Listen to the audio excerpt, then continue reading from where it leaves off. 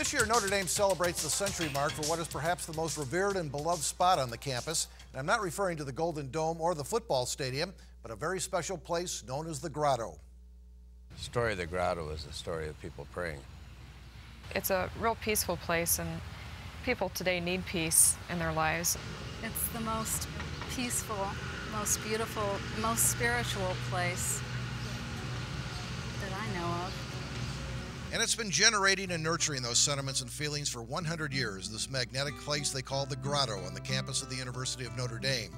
It's a deceptively simple place in its devotion to Mary, the mother of Jesus, and the core Christian belief as the mother of God. It doesn't stand on ceremony, open and available any hour, any day, in any season, and any weather for as long and as short as you want to stay, to pray, to seek, to reflect on your own terms.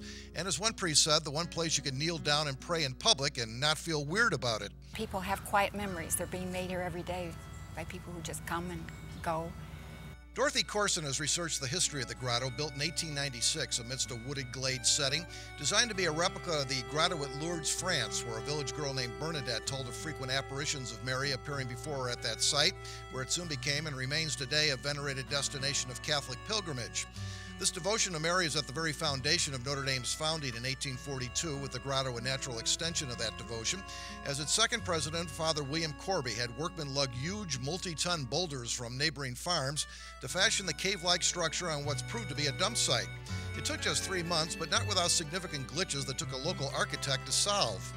It also collapsed twice in the process.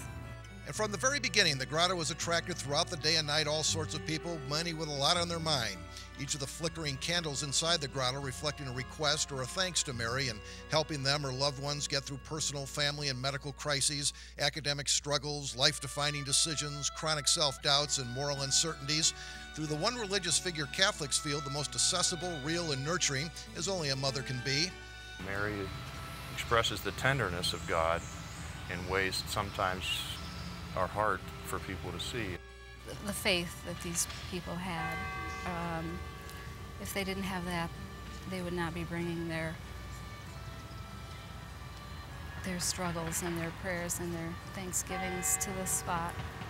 Mary Pat Beal from Notre Dame's alumni office has taken letters solicited by Dorothy Corson asking Notre Dame alums to share their memories and feelings about the Grotto and published them in a book called Grotto Stories, by turns poignant, moving, and amusing reflections about a place with an uncanny ability to bring a sense of peace and calm to internal storms, to stripping away the despair from vexing problems and replacing it with hope renewed, and at times to many, the one place on earth that seems to make sense.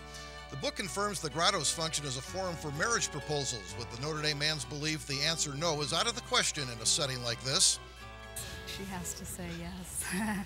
Especially Bobby Klosko's bride-to-be.